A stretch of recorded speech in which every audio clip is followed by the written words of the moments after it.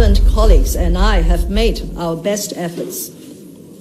But I have to admit that our explanation and communication work has not been sufficient or effective. Although many people agreed with our two original proposals, there are still polarized opinions on the bill. There are supporting views and opposing ones, and their stances are very often polarized.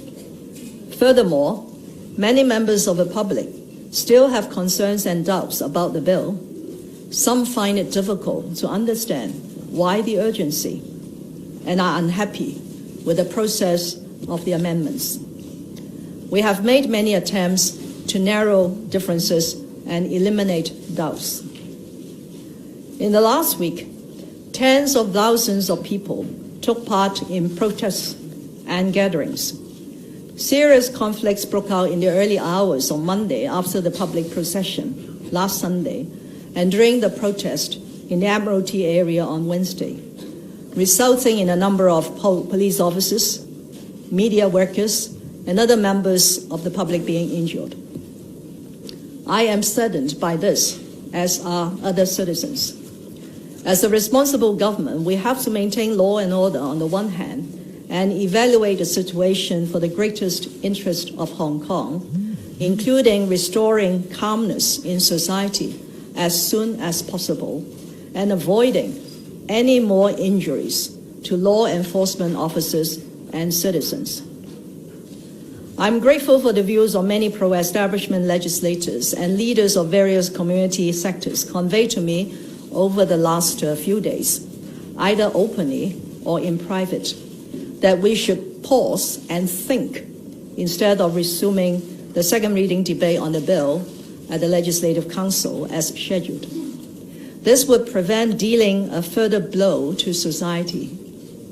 In fact, in consideration of the overt and clear expression by Taiwan repeatedly that it would not accede to the suggested arrangement of the Hong Kong Special Administrative Region government in the transfer of the concerned suspect, the original urgency to pass the bill in this legislative year is perhaps no longer there. After our repeated internal deliberations over the last 2 days, I now announce that the government has decided to suspend the legislative amendment exercise, restart our communication with all sectors of society, do more explanation work, and listen to different views of society. I want to stress that the government is adopting an open mind to heed comprehensively different views in society towards the bill. The Secretary for Security will send a letter to the Legislative Council President to withdraw the notice of resumption of a second reading debate on the bill. In other words, the Council will halt its work in relation to the bill until our work in communication, explanation, and listening to opinions is completed.